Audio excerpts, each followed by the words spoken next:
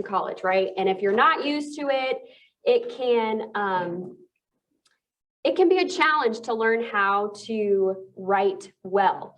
And I think one of the, we're going to talk about the main goal of writing at the college level first. So the main goal of writing at the college level is critical analysis. It's not summarizing and reporting. So when you go through K through 12, right? When you're in high school or middle school or elementary school, most of the time, a lot of time, your professor, your teacher will ask you to write a report, right? So let's say you have to write a report on bears. So you have to get, 4 facts about bears, and then you write up, all this information in a summary.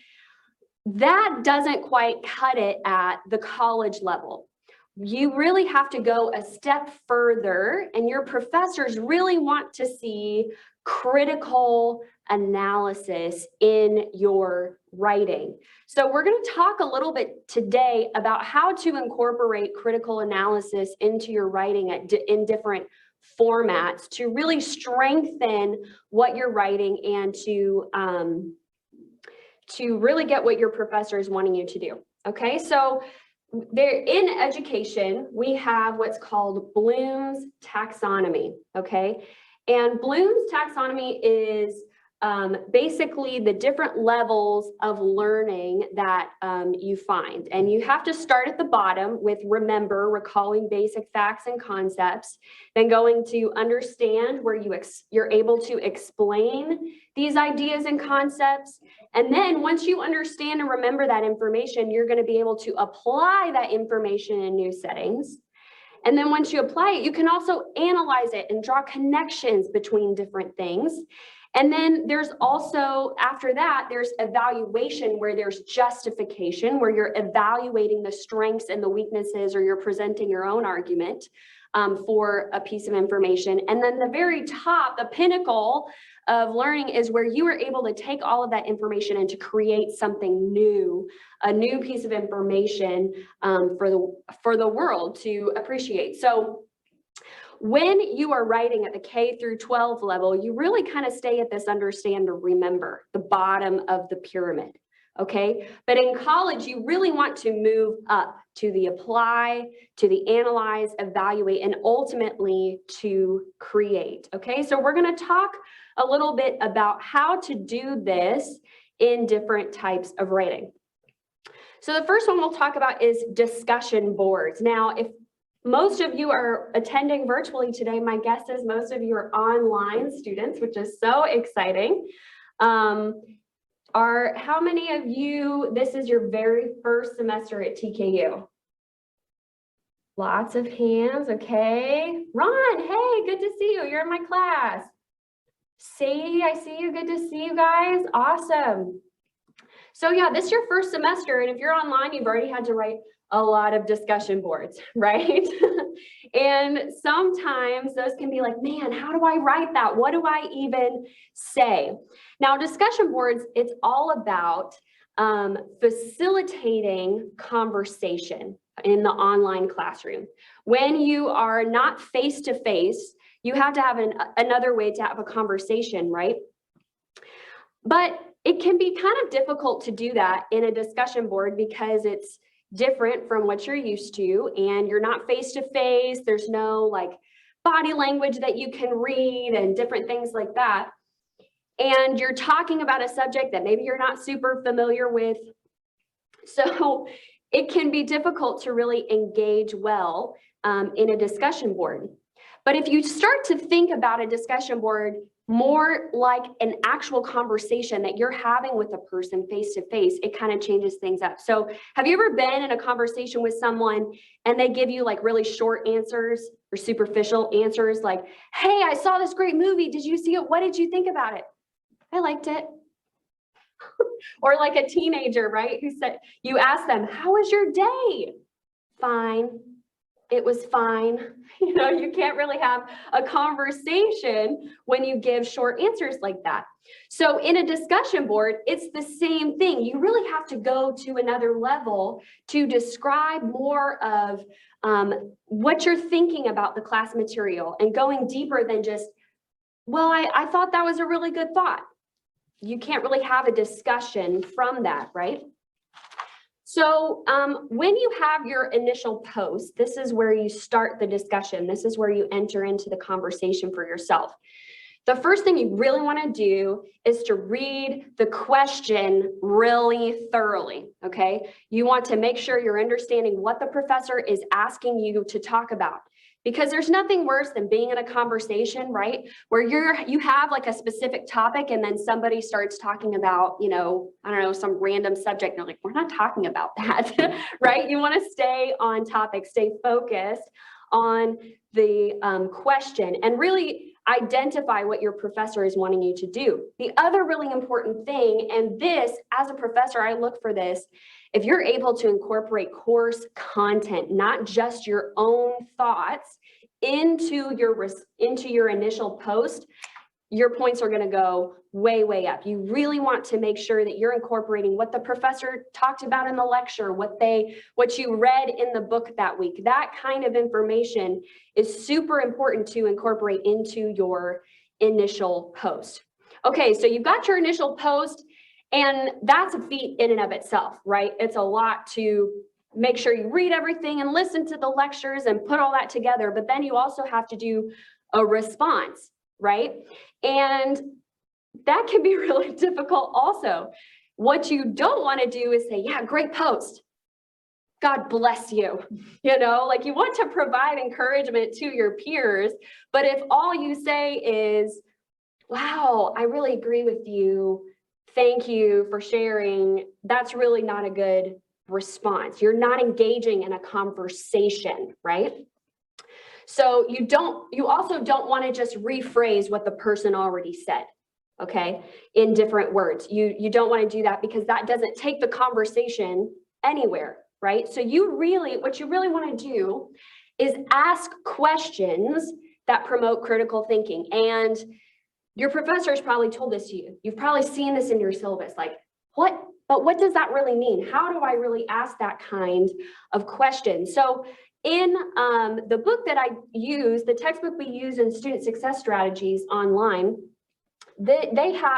Harrington has some critical thinking questions that align with the Bloom's taxonomy pyramid that I showed you just a few minutes ago. So you want to avoid but don't only rely on these remembering and understanding questions, okay? Comparing and contrasting, or just summarizing, what the question is asking, right? You really want to go further and ask things like, how does this apply to a different situation, this principle? Or what are some of the potential negative or positive consequences of this information? Look at these applying, analyzing, evaluating, and creating. You want to think about potential biases. You want to think about maybe alternate explanations, making connections between different parts of the course material. Okay, so asking some of these more advanced questions will help you to spark some ideas to ask your peers as you do these responses, okay? So another thing that's also really good and really healthy is to disagree if needed, but do so respectfully. I think in our culture at large, we have lost the ability to disagree respectfully. And a discussion board is really a great place to practice that. So you're going to want to listen, but you're going to want to ask questions, not asking questions trying to drive home your point, but really staying curious and being open to the response. Okay. All right. So that's discussion boards. We're going to move on now to personal reflections. Okay. So personal reflections are all about thoughts and applications of course material to your own personal context. Okay. So the professor, when they ask you for a personal reflection, they want to hear how this material has shaped or changed your way of thinking or how you've applied it to your life, okay? But really, in order to do that, you have to really thoroughly understand the course material, what you are actually being told to reflect upon, okay? You're not just summarizing the content, you're going a step further to make connections to your own personal life. So yeah, the first step that you're going to want to do is really understand the course material, and then figure out ways to apply those points and make connections to your own personal context using some of those questions in that table that I just showed. The biggest mistake that you can do when you're writing a personal reflection is to not pay close enough attention to the actual content that you're meant to be reflecting on, right? So if your professor asks you for how the doctrine of atonement has shaped your view of salvation, you don't want to just share your testimony of how you met Jesus. That's not incorporating enough of the course content into your reflection. You want to know the nuances of that doctrine and make specific connections to the main points of that to your life and how it's changed your life. Okay, so that's really important. So 2 steps: understand what you're supposed to be reflecting on, and then make those connections. Okay. All right, I'm flying through here. So the next thing, oh, here we go. Here are some critical thinking questions that you can use when you're writing personal reflections. So how does this information apply to my situation? You can think about your personal life. You can think about your ministry context. Think about the potential positive and negative implications. How would this information guide your actions? What changes are you going to make in your life, or what steps would this cause you to make in your life to your actions? And how could this information be used to benefit other people? These are some of the questions that you can ask to jumpstart your reflection. Okay. All right. Alika, just let me know if there's any questions or anything as we go along. Okay. So far, so good. Like, love what you're saying. Okay, perfect. Great. So the next thing we're going to talk about is a book critique. Okay. Book critiques are, they are a conversation with the author about the content of the book and a critical reflection on the main points. A book critique is not the same thing as a book summary or a book review. That is super important, and one of the biggest mistakes that I see when students turn in book critiques is that they just talk about what the book is about, right? And that's really important. That's the first part. But a critique implies critical analysis, which is what we're addressing today, right? So you want to start a conversation. What I love about academics, what I love about research, is that you, as a scholar and an academician, right? That's how you say it? An academic person, you are part of the conversation. You are a voice entering into this conversation between scholars and writers. You're entering into the discussion. It's like you're sitting in a room with all these writers and you get to be a part of the conversation, which is so awesome. So for a book critique, you want to go beyond just a summary, right? But the first step that you want to do is to really summarize the book's main argument. Okay, that's the first part of your book. So I do a couple things to kind of speed up this process. So a book critique obviously implies that you've read the book, right? But sometimes you get to a book and you're like, I have to read this whole book and I have to write all about this. And it gets so overwhelming when you have this giant book. I remember I was writing a book critique, book summary really, of this 1,000-page theology book. And my professor asked me to write a 1,000-word review. I was like, 1,000 words? The book is 1,000 pages. Like, how am I supposed to do that, right? So let me give you a couple hacks to figure out how to really summarize the book's main argument quickly and to read the most important parts of the book, okay? So the first thing you want to do is you want to outline do I have this? Yeah, outline the main points of the book and summarize the highlights of the author's argument. Okay, so the first thing I do is you want to get a 50,000-foot view, right? So the first place that you're going to go is the table of contents. Okay, you want to get a good idea of the structure, the building blocks of the author's main argument of the book. Okay, so once you have that kind of a good idea of what the book is about, just by looking at the table of contents, then you're going to want to go and read the introduction. And in the introduction, you're going to want to find the author's main argument, their thesis statement. What is the main point that they're trying to get across in this book? Okay, so that's the first thing. You really want to write out even word for word, if you want to, what is the author's main argument for the book, okay? And then from there, you're going to want to skim the chapters of the book. So you want to read the first and last paragraph of each chapter, the first sentence of each paragraph in each chapter, okay? And that will give you a good idea of the overall argument of the author, okay? So skimming it that way, and then once you have kind of a good idea of how that argument flows, then you can begin to put it into your own words. And at this point, you're probably going to be like, you're going to have some more questions as you go, right? So you're going to want to go deeper. I'm not saying don't read the book. Don't tell your professors that you came to this workshop and she said, don't read the book. Okay, that's not what I'm saying. What I am saying is read smart. Okay, yeah. Read for the structure of the book, and then you can go and fill in the different pieces that go more in depth. So once you have that overall structure and you really have a good grasp of the author's argument, then you're going to want to write in your own words the author's argument. Okay, that's the first part of a book critique. Okay, and then you are going to want to start putting in your own thoughts and entering into the conversation, okay?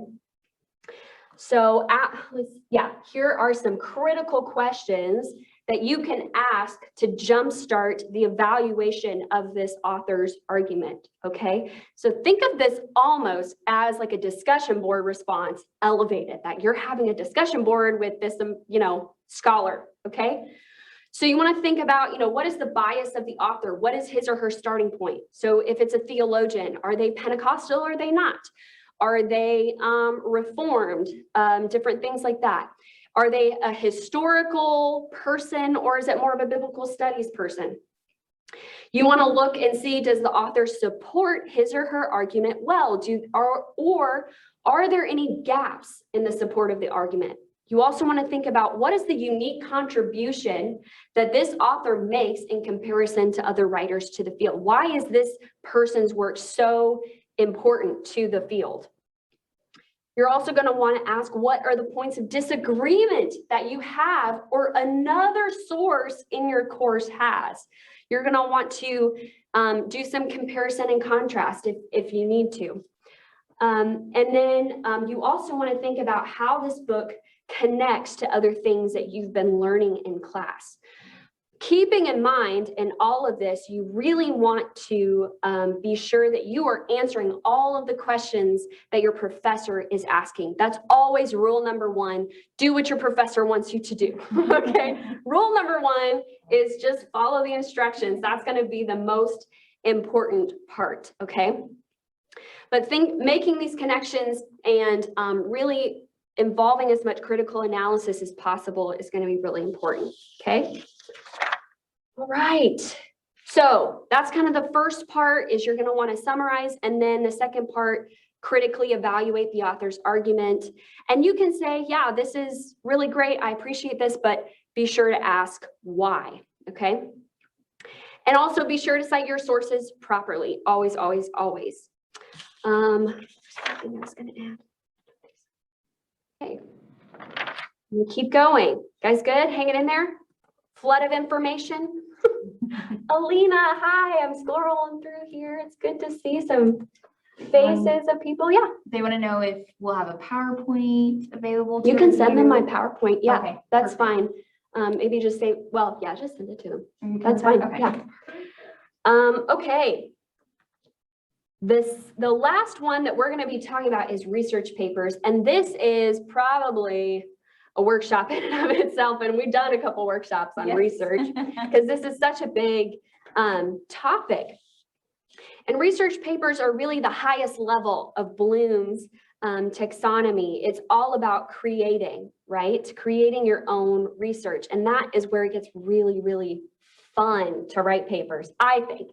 I think the more you practice, the more you really engage in this critical analysis, man, it gets so fun to write papers. And you're probably thinking, she is crazy. Who is this lady you brought? But I think that could be the case for you too. All right, so research papers are a huge part of writing in college, okay? And they can be super overwhelming. So I'm going to try to break it down a little bit here for you. So research, according to Turabian, is a process of systematic inquiry to answer a question that not only the researcher, but others want to solve, okay? So research is all about finding an answer to an important question, okay? And so research always starts with a question. Reports don't start with a question, okay? So there's a big distinction between a report and a research paper. You are answering a question in a research paper. You're not just presenting information in a report, okay? So it's an important distinction. Now, Turabian that I mentioned here, there are two really great books that she has written. One is called A Manual for Research Writers. I'm sure all of your professors have already told you about it. You need to get this book. That when we talk about citing with Turabian, that's part of the system, but she also goes in depth on writing, how to write research. There's also one that if you're in my student success class or have been, we talk about the book is A Student's Guide to Writing College Papers. And that's it's a different format for this manual of writers of research papers, dissertations, theses, whatever. That one is really great. If you need a step-by-step guide for how to do research, get this book, A Student's Guide to Writing College Papers by Turabian, okay? Okay, so we're asking a question, right? So there's really 4 parts to the research process. The first part is you want to develop a topic, question, and significance statement. This is your research problem, okay? Nobody likes problems, but for research, you really have to have a problem, okay? And you're going to create a problem actually in research, which is, in ministry, you don't want to be the person that creates problems, right? But for research, here we are, but you're also presenting solutions. Okay. The second part is going to be to research using strong information literacy skills. This is super important. And then the third part is to construct your research argument, okay? And then the fourth one is to write your paper and then properly cite your sources. So often I've seen students, they are told to write a research paper and they go to their computer and they just start writing their introduction. Okay, I have 100 words. Okay, here's a book. I'm going to write what's in this book. Okay, I don't have enough books. You just kind of piecemeal it together. But research, it's a different process where you really have to go wide and then go smaller. And writing your paper should actually take no time at all because you've done the hard work in these 3 previous steps already, okay? So the first one, you need to develop a topic, question, and significance statement, which is a research problem, okay? Now, typically your professor is going to give you a research prompt to focus on, okay? So you're going to want to really analyze that and break that down as much as possible to make sure you're really answering the question and researching what your professor wants you to research, okay? And if your professor is asking you to pick a topic of your choice and write on this, that's almost harder than actually having just a prompt to write from, right? So, so if you, either one of those situations, these steps will help you with that. Okay, so let's say that you received a research prompt in one of your theology classes, which is to compare and contrast the Trinitarian models of St. Augustine and St. Irenaeus. You're like, Saint who? So how do you start on this paper? So you really want to break down the prompt to help you better understand your topic, okay? So the first word in your research prompt is usually going to describe the type of paper that your professor wants you to write. So that first verb is going to be really important, okay? They're very intentional words. So for this one, compare and contrast, that is basically the structure of your paper. You are examining the differences and the similarities between the two Trinitarian models of these saints, okay? Even if you're not really sure what that means yet. And then you need to know, okay, what is the Trinitarian model of St. Augustine? What's the Trinitarian model of St. Irenaeus? And what are the similarities? What are the differences? You've got a basic structure for your paper already, right? Okay, and then the next step, you're going to really want to look at the key words and phrases to help you focus your research. So the keywords in this prompt would be Trinitarian model, St. Augustine, St. Irenaeus. And if you're not sure what one of these words mean, go ahead and ask your professor or do a little bit of research in your textbook or the library and make sure you're understanding what the professor is asking you for, okay? So if you break it down, a Trinitarian model is the way that you understand the relationship between the members of the Trinity, Father, Son, and Holy Spirit, okay? So that takes a long time to get to that point, right? But this is the most important part of the research process. If you skip this, you're not going to have a good paper, period, okay? But it is the hardest part. So now you're going to want to start to ask more questions about this topic. So how does St. Augustine understand the Trinity? Who was St. Augustine? Okay, let's start there. Who is that? How did St. Irenaeus understand the relationship of the Trinity? Who was he?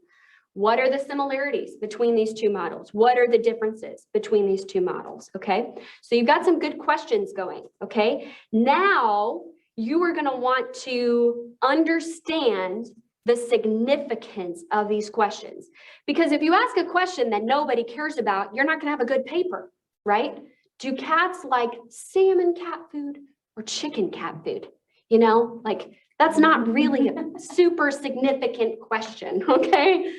So you want to find a question that really matters. Okay, so why does it matter that these two people had different understandings of the Trinity, okay? Your professor can give you some insight into this, but as you do your research, you will begin to understand the significance of your topic, okay? So for this specific topic, in the time of these church fathers, there were many heresies circulating about the Trinity, okay? And these theologians were addressing certain heresies about the Trinity, and that was important to address those to help keep the church on track in its understanding of who God is, okay? So you've got all of that right laid out. You've got your topic, question, and significance. Now you want to write this out, clearly formulating your research problem, okay? So a sample of this would be, I'm working on the topic of comparing and contrasting the Trinitarian models of Augustine and Irenaeus. Because this is your question, I want to find out the differences and similarities between these two models. Significance so that I can help others understand how these models address heretical thinking about the Trinity, okay? So that, in essence, is your research problem. You have a question here, something that you're going to focus on and address, okay? So that's going to be your guiding light, really, your beacon of truth for your research paper as you go forward. It's going to help you to stay focused on your topic, because when you research, it's easy to get distracted, to get lost. So this, at the very beginning, helps you to really stay focused on what you're supposed to be writing about, okay? So that's your research problem. So you have that. So you kind of have a little bit of a map of how to start your research, okay? So then you're gonna want to start your research using information literacy skills, okay? So if you go to the library, they can tell you how to find sources. So I'm not gonna talk about that today. If you haven't met our library staff, you need to meet them virtually or in person. They are the most amazing people and they can help you find stuff. So I'm not going to talk about the day. What I am going to talk about is finding good stuff, okay? Because we've seen, especially in the past year, how much information is out there and how it's conflicting, and there's so much misinformation swirling around. How do I know what's true and what's not? Okay, and this is important not just for Facebook or Twitter or whatever. This is important for theology, for counseling, for the research that you're doing. These kind of questions matter.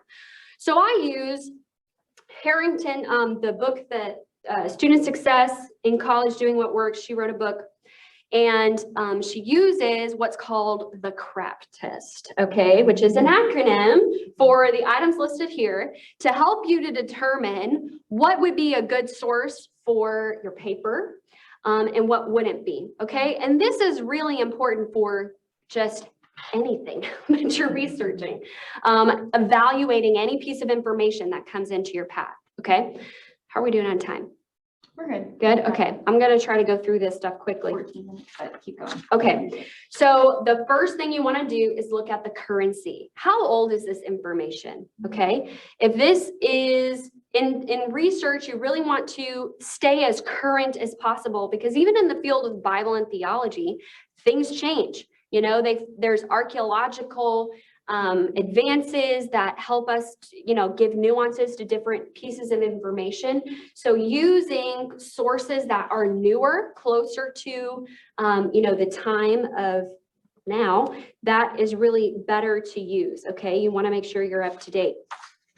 Not to say that older sources aren't bad, okay? You just want to think about the newest research. Does it matter that this research is newer for my time or not, okay? And then you want to look at the relevance, the importance of the information for your needs, okay? And this is critical, and this is why it's important to have that research problem, because you want to say, okay, does this piece of information, is it relevant to what I'm studying now? Not, oh, this is really interesting, I'd like to learn more. Is it relevant to my paper, okay? So this will help you to quickly weed out sources that you don't really need, okay? Relevance also has to do with who is the intended audience for this piece of information, okay? So your books really should, the sources that you use for your research paper should be academic in nature and not written for popular audiences, typically, okay? So you really want to focus on an academic book, okay? This also means that websites usually are not your best bet for a research paper, okay? Gospel Coalition, I've seen that. Like, not to say that those are bad, okay? Information literacy is all about evaluating how to use information for different tasks, okay? So some information has stronger weight to use for certain things, okay? The next thing you want to look at, and this is really important, is authority, the person writing the information, okay? So this is so important, and especially for the news, you want to understand people's biases and where they're coming from. Everybody has them. There's no such thing as a neutral source. Everybody has their own background and perspective that they bring. And it's not to say that that person is right or wrong in their perspective, but that perspective has to be acknowledged in order to understand the information that's coming through. It's a filter, okay? So you want to look at this. Is the information I'm reading, is it like a self-published blog? Or is it more, is it in a peer-reviewed journal that requires input from other people? Okay, so these types of things are really important for verifying that. Does this person have a degree in the field that I am researching? Okay, you don't want a theologian writing an engineering book. Okay, that's probably not a good idea. And vice versa, you don't really want an engineer writing a theological book. Okay, you're going to get some maybe weird stuff in there. So you want to focus on the person's authority. Do they have the credentials needed to write this kind of information? Okay. The next one is accuracy, the reliability, truthfulness, and correctness of the content. Okay, so there is a lot of misinformation, like we said. Think about the authority of the person writing, how they use evidence to support their argument. Okay, so you're going to want to look at, are they supporting? Oftentimes, especially in the internet, and this is not necessarily tied to research papers, kind of, but there's a clickbait title, right? This really inflammatory title. And then when you read more, it doesn't really give evidence to support the title, right? So you really have to read carefully. What is this person actually saying? Okay, so really analyze that. Are they really emotional in their tone, or are they, relatively free of emotion and logical in their presentation? Okay. Then you're also going to want to identify the purpose of the information, how this information is used. So I've heard pastors sometimes reference a Babylon Bee article, which is, if you're not familiar with Babylon Bee, they're really funny. It's a parody news site. Okay, so they take a spin on a news article. But sometimes I've seen pastors think that those articles are actually talking about like something real. And it's like, wait a second, no, this is parody. This is meant to be funny and not, like true. So you want to understand the purpose of information in order to be able to use it effectively. Okay. So is this more for pastoral care, or is this person really trying to communicate a theological argument? Think about these different nuances. Okay. Flying through here, guys. Okay. Next step is constructing your argument. Okay, so this is where you've done all your research, right? You've read all of these different sources and you've taken good notes and you are bringing your thing, the research together. And you're like, okay, now what, right? You have all this information. What do I do with it? You want to construct what's called a research argument. So you want to turn the answer to your research question into a thesis statement. This is the main claim for your research argument, okay? And then once you do that, you have your thesis statement. Most of you are probably familiar with the thesis statement. That's your main point. You want to then identify reasons that support your claim, okay? So let's say I make a claim that Chick-fil-A has the best chicken sandwich in the universe, okay? So my reason would be they fry their chicken in peanut oil and not in whatever, I don't know. Okay, so that's your reason. And then you have to have evidence to support that reason, okay? And then, so you have those three components of the argument. You have your main claim, which is your thesis statement. Your reasons are essentially, why should I believe you? Why should I believe what you're saying? And then the evidence is really, what proof can you give me to believe what you're telling me? Okay, does that make sense?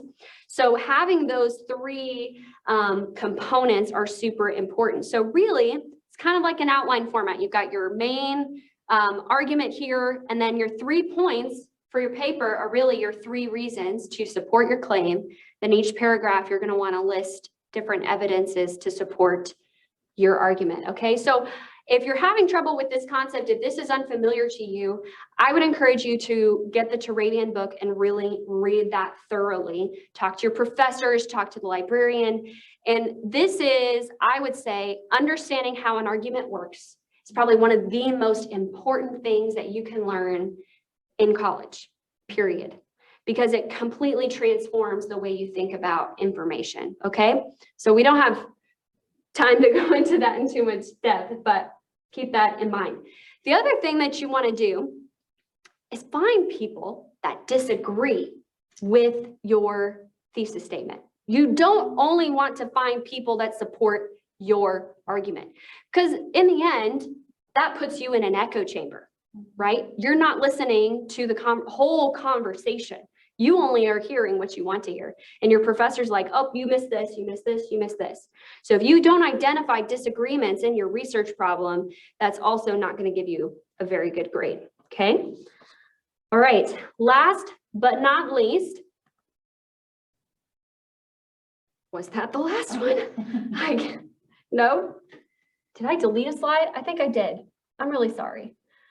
There should be one more slide in there that says, write your paper and properly cite your sources. Okay, so that's the last portion here that we're talking about.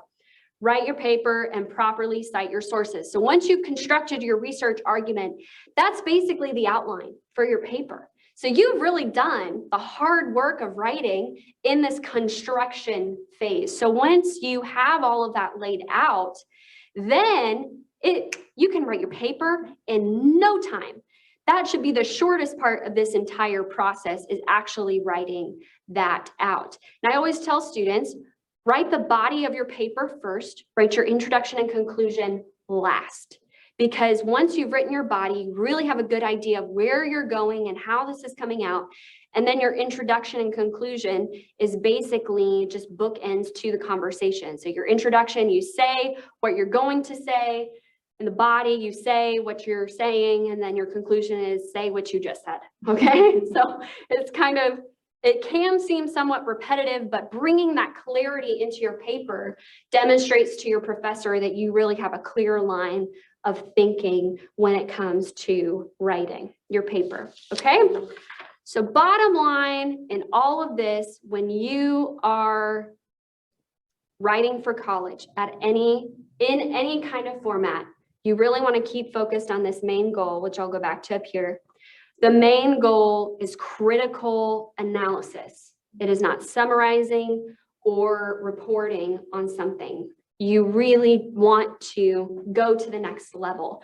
And those types of critical analysis and research skills are what's going to shape your thinking, not just for Bible and theology or this degree, but for how you view the lens in which you view the entire world. So that's super important. All right, that's all I've got. Yeah. Thank you so much, guys. And do we have a few times for questions? Yes. Yeah. So our first question is there a proper way to understand how to compare and contrast? Is there a book recommendation?